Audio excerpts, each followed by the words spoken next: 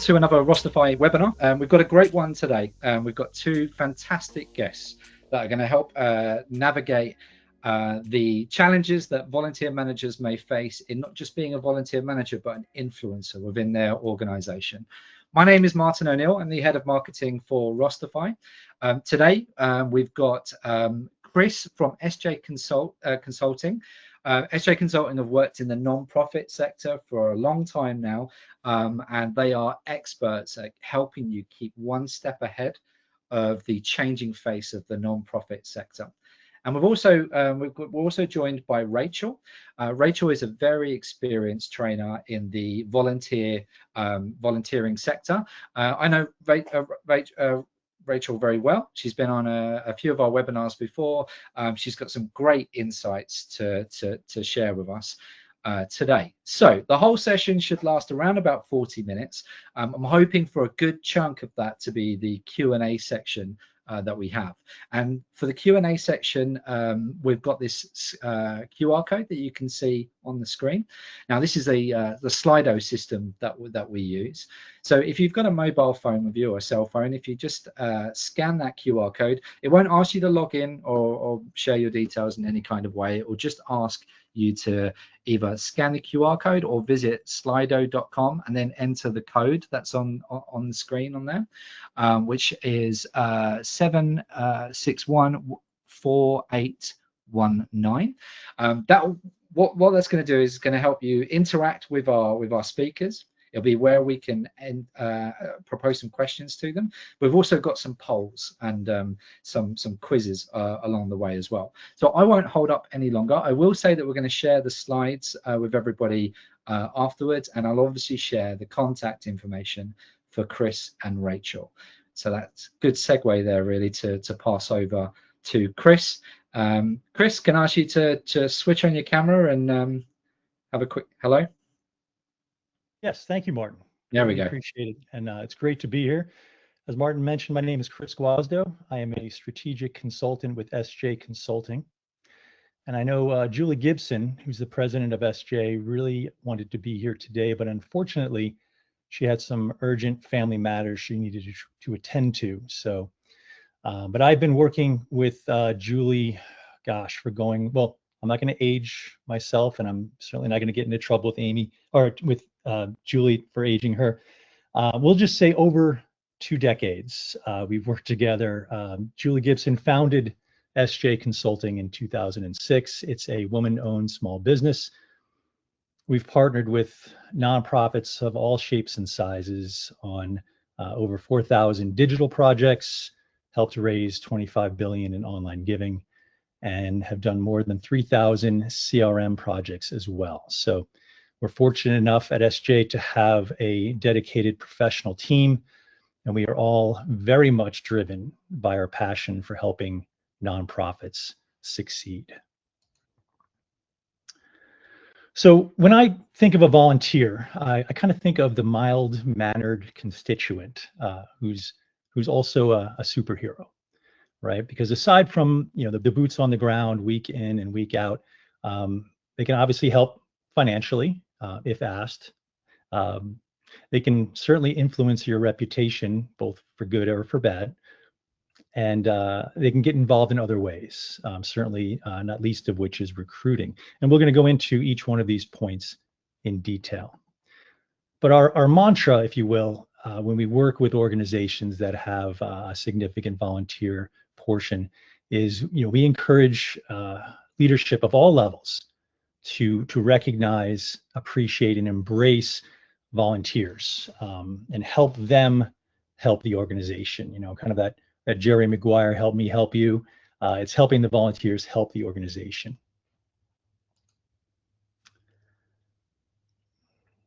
So we encourage and always kind of look at the volunteers and treat them like donors, because statistically speaking, most of them are. Depending upon the research and the studies that you reference, between 60 and 80% of people who volunteer also give financially to that organization.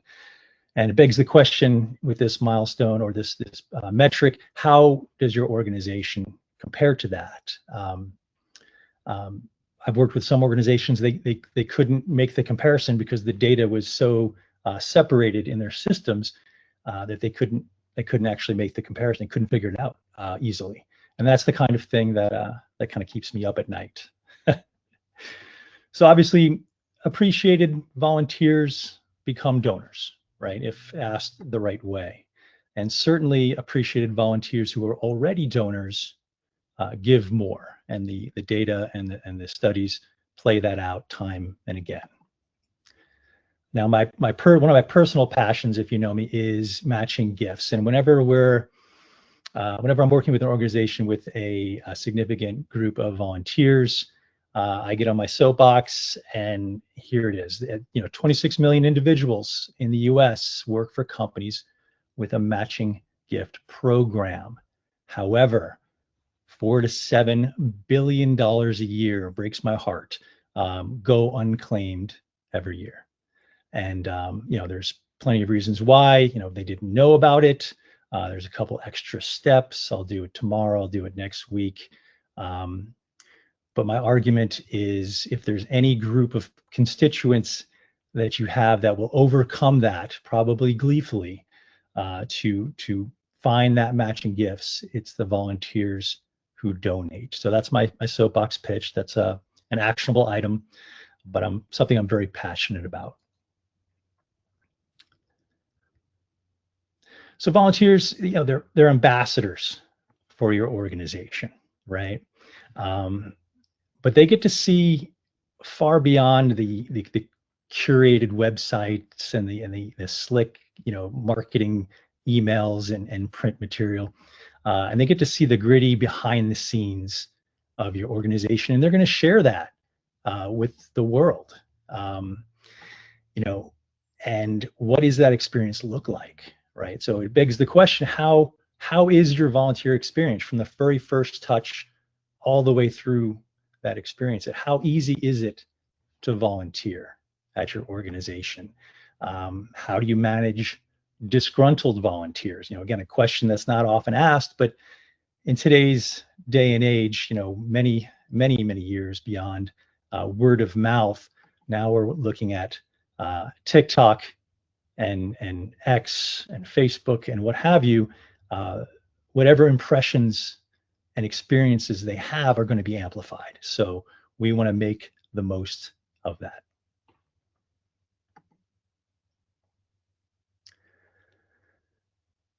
So appreciated volunteers can also obviously take actions in other ways, right? The most obvious would be, recruiting new volunteers and even donors into your organizations.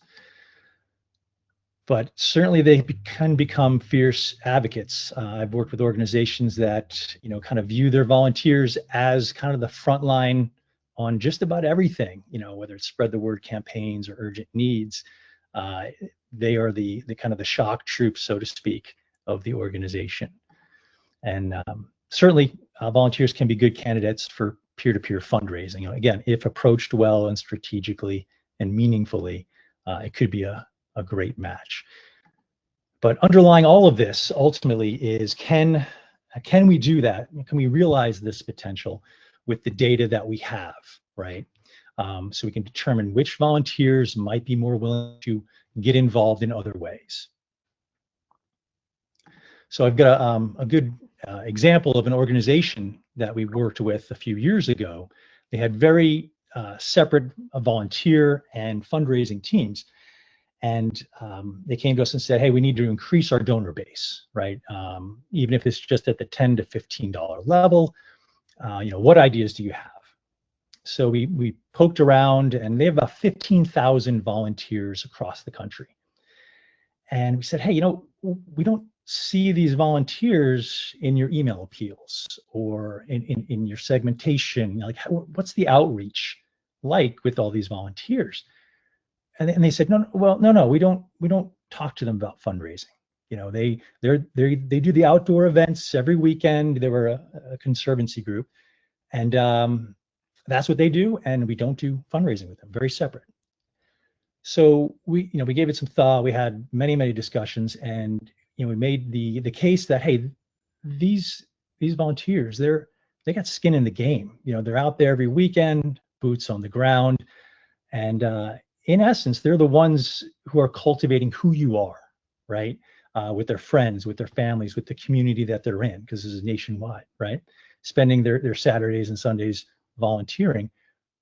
Why not invite them to become more involved, right? So we got the traction to do that. We ended up tackling in two ways. The first is we added a very, very soft touch to their volunteer sign-up form, right? Because they would get thousands of sign-ups throughout the year, and it was a very subtle touch, something along the lines of, would you like to add or donate $10 or $15, I forget which it was, to cover the cost of this volunteer event? So again, very subtle, but the response was great. The organization was very pleased with it. They've were able to cultivate just from that. And the second way, excuse me, we did this was we added the volunteers to their email appeals with a very, very targeted approach with both the email and the donation form that they were to click through to, right? So we're talking imagery, verbiage, very, very focused on their volunteers. And we could do this because, within their CRM, we could segment very, very carefully which volunteers we wanted to target. So, and the messaging was soft, right? It wasn't the typical, something you would send to a donor or a prospective donor.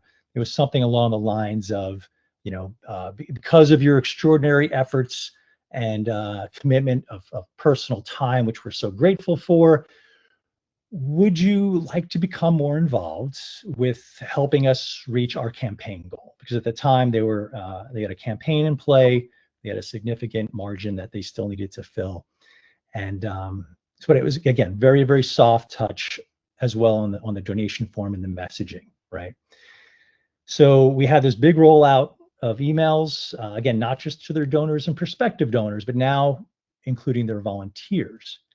And they had 60% of their volunteers give at least one gift during that campaign, which was phenomenal. The organization we're working with, they were blown away by it because it exceeded their expectations. They didn't expect that. And it also, it didn't necessarily stop there. It opens up the door to talk to those now donors even more about giving, or maybe inviting them to an event for donors who have given over a certain amount.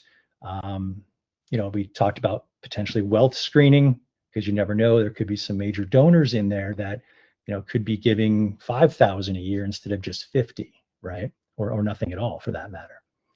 So it was a great project, very, very satisfying. But the moral of the story, at least from my takeaway, was, take care of your volunteers, right? Include your volunteers in your fundraising efforts when appropriate, but again, do it, strategically, meaningfully. Have that targeted engagement, and again, in order to do that, you have to have the data to be able to segment and pinpoint that, because your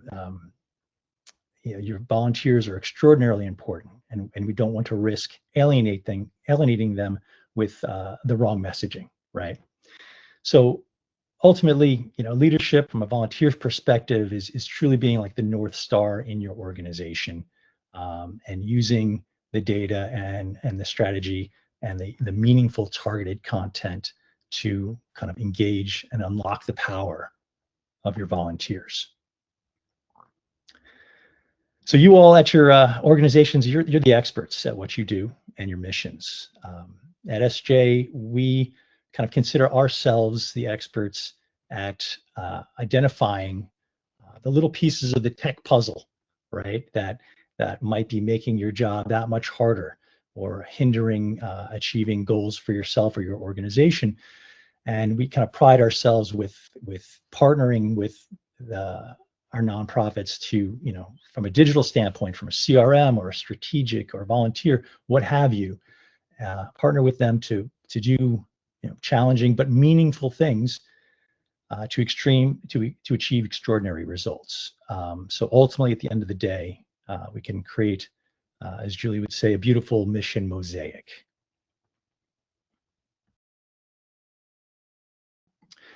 So, what questions, what thoughts, what ideas, any suggestions, please feel free to reach out. We love talking about this stuff.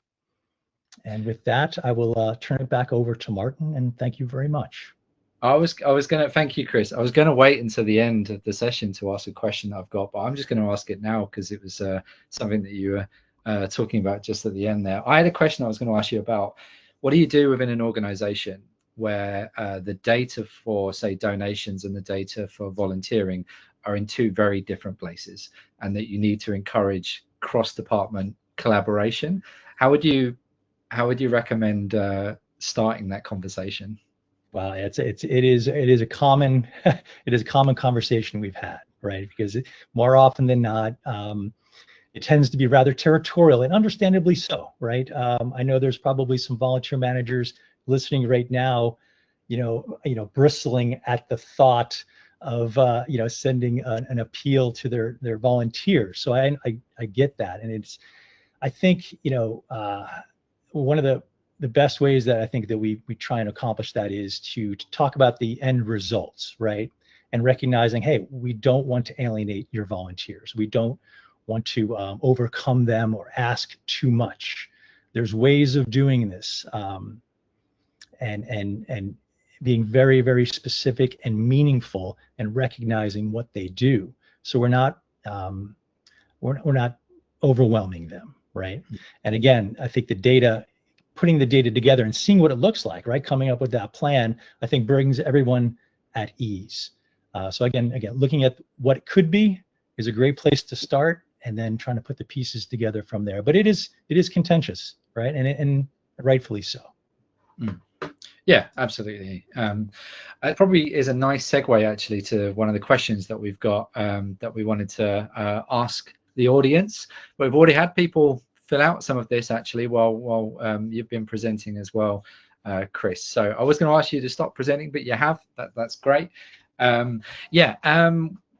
Thank you very much there, Chris, for going through that. Don't forget we can ask Chris questions towards the end as well. We have a poll on the screen at the moment. What data do you capture in your organization's central CRM? This has been on the screen for a little bit. We've had a couple of people log in and enter the results on there. I think a lot of these, you're going to get an awful lot of organizations that actually probably tick all of these boxes, and that's quite a lot for an organization to manage as well. But yeah, thank you for anyone that's started to fill those out. We've got a few more questions as we go along as well, so please do get involved. It's really for the sharing of this information with your peers as well, the other volunteer managers and coordinators that are on the webinar today, of which we've got quite a few. So thank you. Right, I'm going to head over in the interest of speeding through. We've got a lot to cover. I'm going to head over to Rachel. Nice to see you again, Rachel. I'm not going to blabber on. I'm just going to turn my screen off and hand right over to you. Thank you. Thank you. Nice to see you, and hello everyone. I can't actually see the slides now, Martin. Oh, okay, that's great. Okay, thank you. So yeah, I'm Rachel Stewart, and I'm a career and leadership coach. And today I'm going to talk about the difference between being a manager and being an influencer in your organization. So being a manager isn't just about, or an influencer isn't about your role title. It's more about how you lead, how you connect with others, and how you create change. Thanks, Chris. Martin, sorry.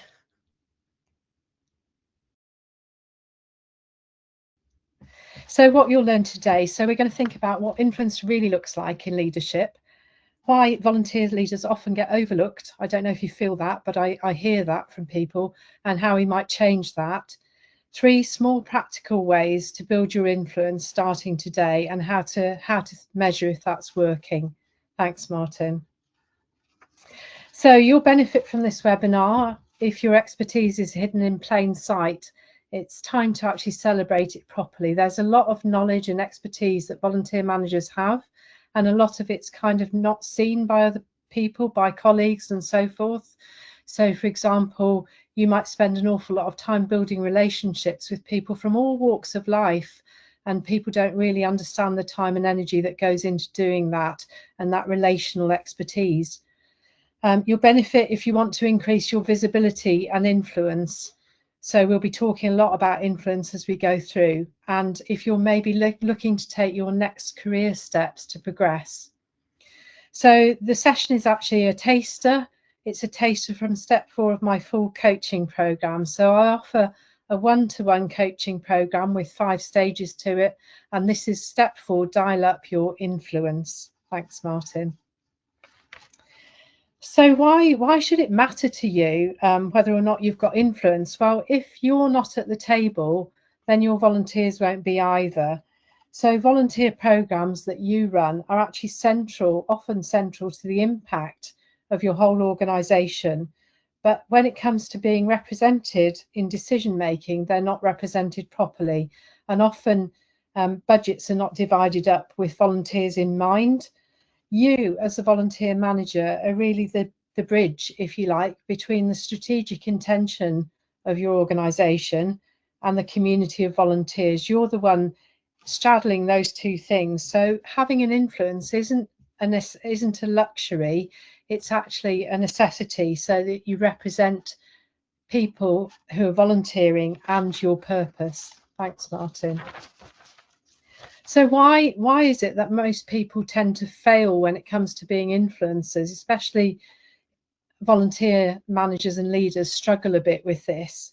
Well, good intentions aren't really enough. And the problem is that sometimes we wait to be invited instead of stepping forward. So if you've got good ideas, there's no reason not to share them and to take them forward and to try and get other people bought into them. We're also a very kind, friendly community, I think, in general. And the problem with that is sometimes we get mixed up and we think that being helpful to other people and being kind is the same as being influential. It isn't. Being influential is about bringing people along with us, with our ideas and with our agenda, not just always buying into theirs. And also, often we tend to avoid discomfort. So if you're like me, speaking up is something that can be quite hard at times, and we don't necessarily want to be seen to be the shouty people in the room, so we tend to avoid discomfort, and as a result our voice goes unheard. So I'm just thinking you might like to share in the chat. I think there's a Slido coming up for you to share on. What's one moment when you could have spoken up recently to senior management but you didn't do that? Is anyone brave enough to share that with us? I can see somebody's typing. Somebody's brave. It takes one person, doesn't it, to break the ice? Yeah.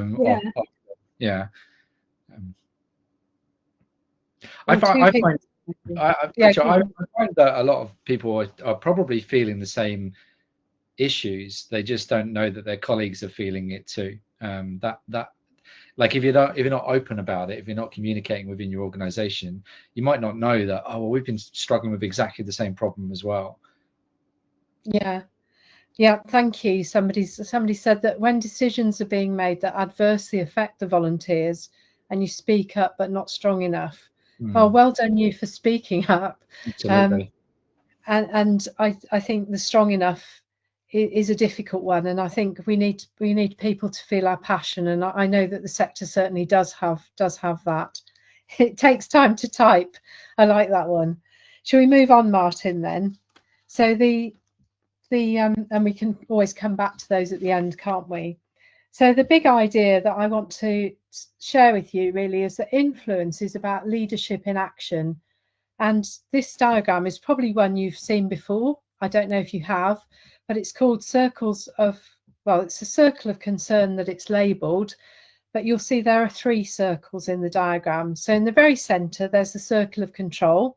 There's all the things that we know are in our remit, the tasks we perform, the responsibilities we have that we know are in our control.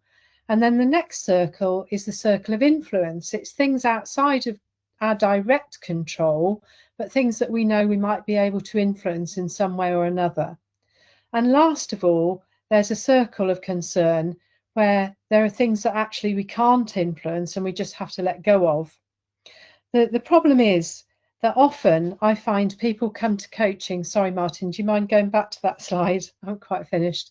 People come to coaching and they think that actually they've put things in the circle, the outside circle, and they think they can't do anything about them, but actually often they can. So for example, as a team leader, you might have noticed that your team are particularly overloaded with workload and deadlines from above you. And you might think, well, I can't do anything about that. But actually, you could possibly take some small actions around that, like having a daily check-in with your team and trying to shuffle some of those tasks and jobs around and reallocate them. And those small steps are just taking a bit of leadership and being intentional about seeing what you can influence. So I'd like to challenge you to make a list, maybe after this session, of what's in your circle of influence and what's outside of it, and have a think, is it really outside my influence, or are there ways I haven't thought of to get out into that, to widen that circle of influence that I currently have? So influence is leadership in action. It's not power over people, it's the ability to shape outcomes. And here are some strategies that you can take to be more active in your leadership. So we're over to the next one now, Martin, I think.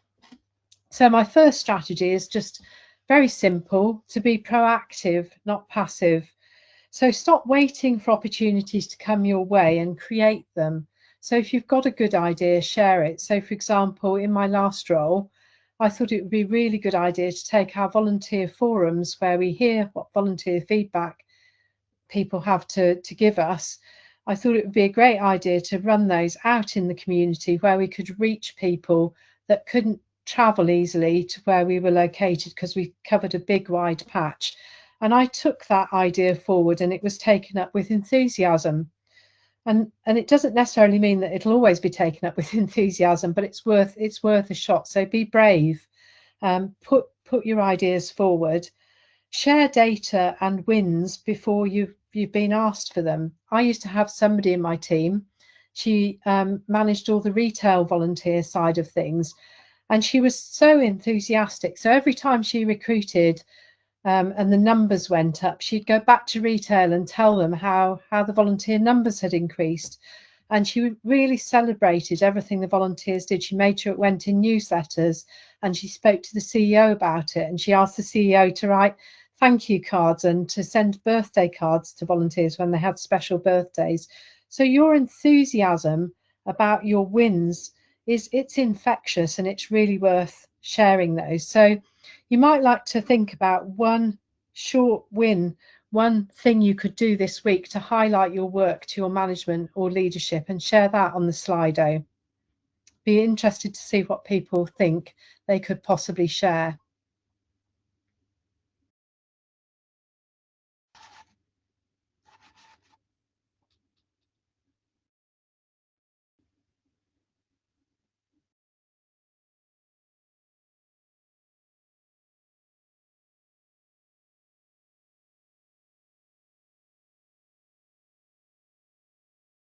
So feedback from recent court vols, that's a good one. Oh, that'd be interesting. Yeah, definitely feedback that you've received is really good to share. And hopefully what you would get back in response if you share that feedback is some sort of acknowledgement or reply or an invitation to share more, and that would show you hopefully that you've got a bit of traction. Yeah, I like that. Share a fantastic photo and scenario of volunteer in action. That's a really good idea. And pictures and stories are a really good way of sharing information, aren't they? And that leads us nicely onto the next slide, I think, which is really to speak in outcomes, not activities. So as volunteer managers, it's really easy for us sometimes to tell people about all the effort we're putting out, how many groups we're running, how many sessions there are, how many volunteers there are, but to forget to actually say what difference that makes. And it's really important that we showcase the difference, the impact that our volunteers are making. Are they reducing people's isolation? Are they making our environment better? And actually, we need to make sure that that's also in line with our organisational strategy. So it's no good sharing information about an impact that's nice and woolly, but actually doesn't align to what the organisation's trying to do. So, but maybe there's something that you are sharing already, but maybe you need to reframe it to make sure it's really telling people what difference your volunteering's making. So you might translate hours or events or roles into results rather than just giving all those numbers. And I like that in the previous Q&A with the picture and the volunteer in action. That's a great thing to share, and maybe just a strap line or something, a little story under it about the impact that they've had would be great. So thirdly, position yourself as a peer, not a passenger. And this is something that I find people often find difficult to do because perhaps they've got imposter syndrome. They're a bit lacking in confidence. And so sometimes that's about the language you used. So you might choose to say, I recommend something rather than I'm thinking, or this is a good idea.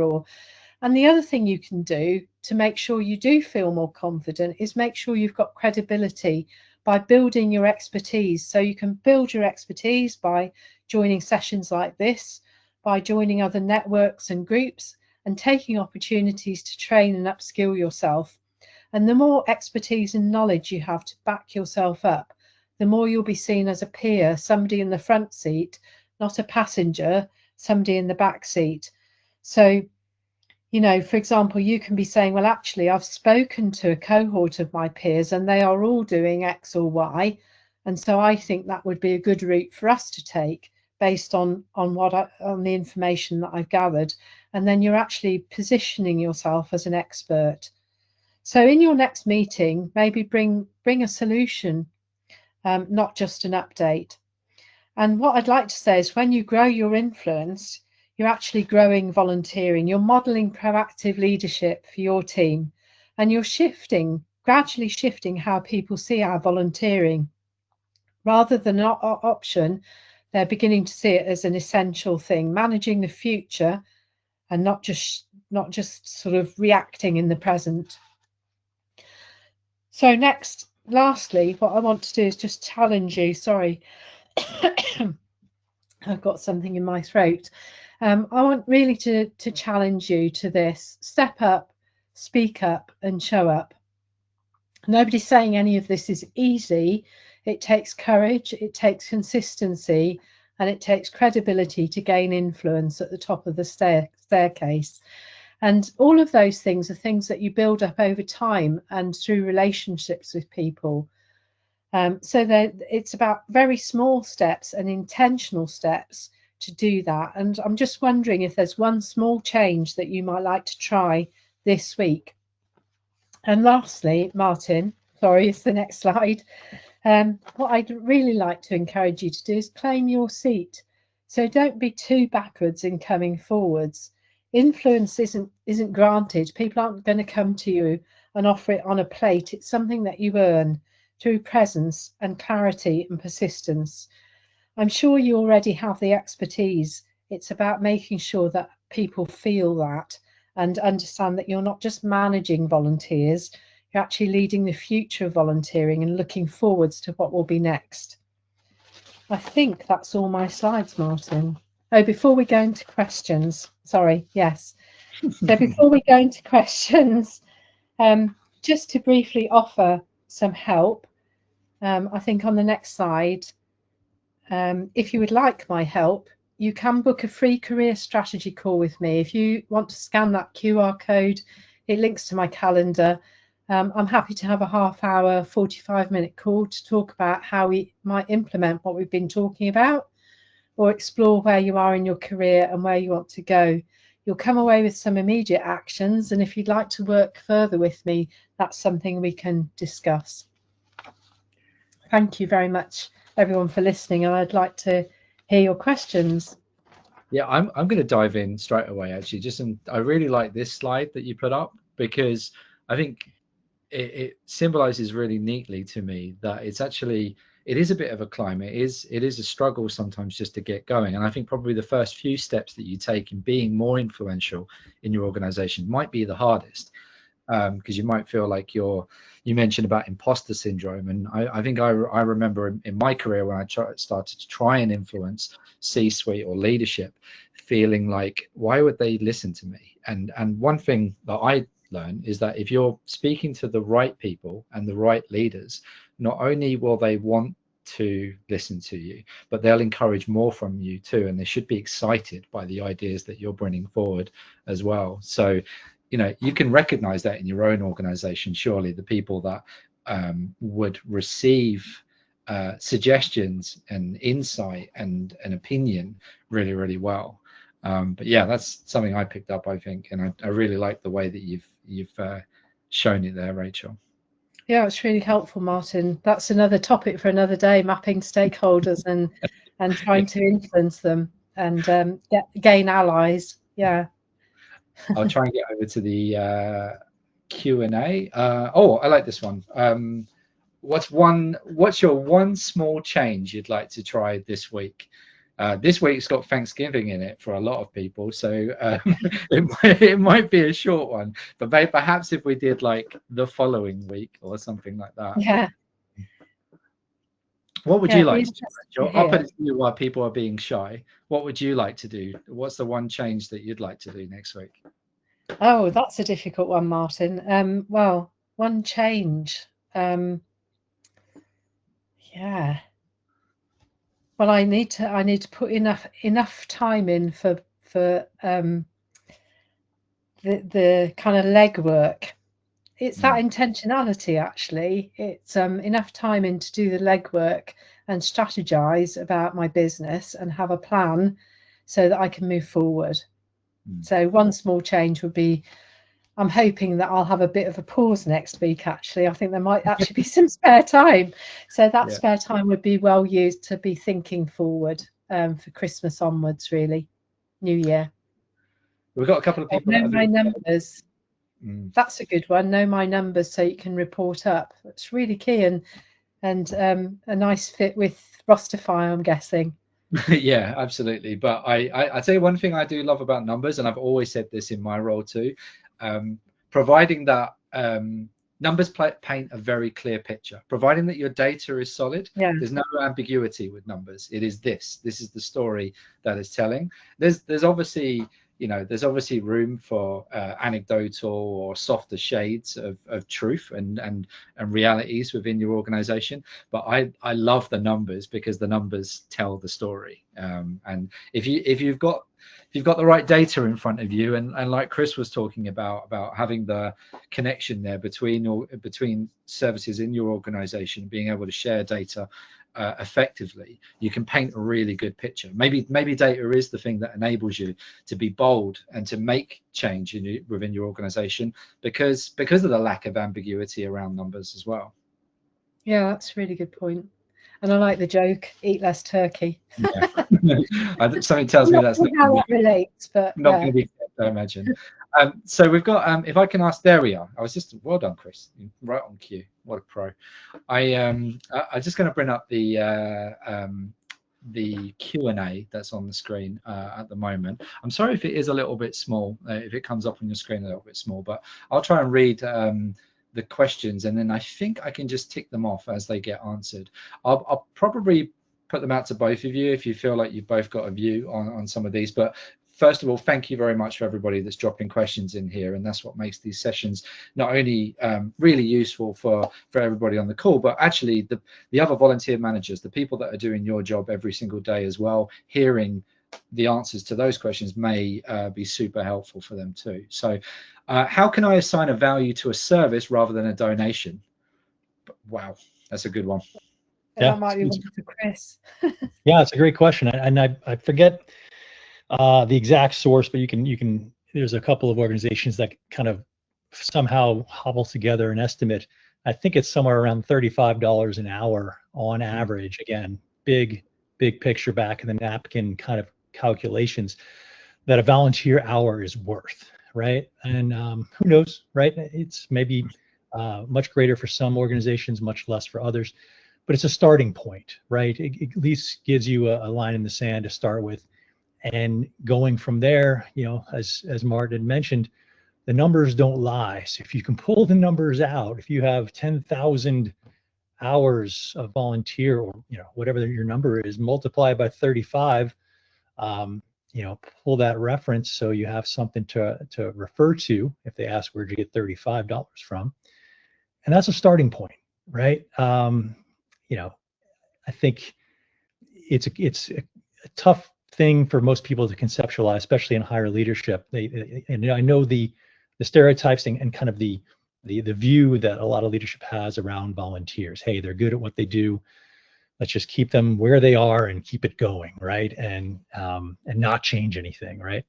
But I think that's a great place to start. $35 an hour and roll with it from there. Thank you very much. Let me tick that one off here if it allows me to do it. There we go. Yeah, the system works. This is a message that was brought up a little bit earlier, and it was, I guess this was, Rachel, you can probably answer to this, and I'm sure you can understand where they're coming from with this one. Yeah, I definitely can understand where they're coming from. I think relationships are really, really key to influencing people, and building relationships with people and understanding their context and their perspective is really important. So, for example, I know that where I worked previously, people with a medical background were incredibly risk averse about having volunteers working alongside of them, and they really didn't want to take responsibility for them. And it's about understanding where people are coming from sometimes and building those relationships before you can actually address that issue and try and get them to take that responsibility. So I think that's what's really key, is the relationships in this, and creating psychological safety for people when you're in those conversations, so that they don't feel like it's them against you. That you're coming from two different perspectives, but that you approach people with openness and curiosity about their viewpoint and try and understand it before you start making suggestions. And also seeing the wins. So what is the win for them from having volunteers? Is it going to be beneficial? Because if all they can see is that it's going to cost me a lot of more time and effort, and maybe they don't understand the long-term gain that's in there for them, you've got to kind of get them to envision that and come along with you on a journey, really. I love some of the phrases that you have, Rachel, particularly psychological safety. That's I jotted that one down. I'm having that one. That's great. And I think probably that speaks to the next question a little bit. I think being successful is when you get buy-in from people. So if you're putting forward a proposal and you actually get people's buy-in, then you know that you're being successful. And how to demonstrate or communicate to others is again around that relationship building stuff. And you could spend a lot more time talking about that. But I was talking earlier to a network, and I was talking about somebody on my team who used to actually, when she had a new project, she would bring people in early on what she was doing, and she would speak to people individually. And so she would have spoken to nearly, and then eventually there'd be a meeting with all of the content, with all of the relevant stakeholders, but they'd all know about it before they got there. So she'd actually done a lot of legwork buying people in, and I know that's a very time-consuming process, and we don't always have the time to do it, but just those small conversations about what you're doing early and bringing people along with you is really helpful. Yeah, I would agree. And just to add to that, Rachel, I think, especially going into those meetings, and I almost see these three questions, the one prior and these two, almost somewhat related, because having the story, like you're saying, Rachel, to go in and present, and that's oftentimes the hard part. What is the value of the volunteer? Again, the $35 an hour, having that story, almost like having an elevator pitch about what the volunteer area is about, and having that down, but also having the credentials and the receipts to support that, right? in the best light possible. And it's almost like, creating a volunteer report that presents the volunteer area in the best light. And then perhaps managers will be like, hey, I want to be a part of that, perhaps, right? Or I see the value in it now. Now I can see how it's related to my job. So that certainly, Rachel, to your point, that makes it a little bit easier going into those meetings when you have something really meaningful and relevant to present. Yeah, I like the volunteer report one. In fact, that's exactly what I did. My previous organisation, they didn't really, there was hardly any reporting on the volunteering in their impact report. And so I started to produce an annual volunteer report all about the impact of our volunteers. And yeah, I think that was, that's really positive, doing things like that. And that's the beauty of working with organisations like SJ Consulting as well, is knowing you've walked the walk, you know what data the leadership and the stakeholders need ahead of time, and establishing what does a win look like very, very early on. I think when this person says, when do you know when you're successful? Well, that's one of the first things you need to sort of establish, is what does success look like, and that's what great consultants and great trainers are able to teach anyway. Okay, and the last one is a very, very valid point, and it's very, very true. Great job today. Thank you very much, both of you.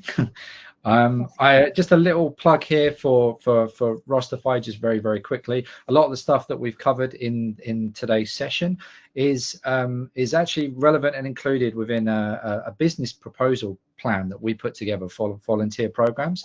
I know I'm biased, but I love this document, because what this does is this is a step-by-step guide to help you build a business case to invest in your volunteer program. So if you follow the steps of this, you can then offer it to your leadership team, and it helps you establish what is the ROI of investing in the program going to be. What is the average value of our volunteers? How would I currently grade our recruitment or our awareness of our program, or even just down to the processes that we have in place? So a lot of work got put into this, and it comes from a lot of feedback from hundreds of the organizations that Rosterfy works with. So please forgive me for the plug, but I had to do it. But it's a good document. So and then, of course, thank you very much to our guest speakers today, Chris, and to Rachel.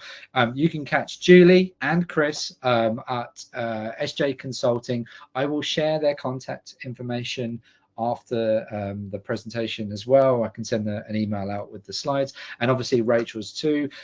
You can catch Rachel on LinkedIn, but she has also given me an email address as well that I can include on there.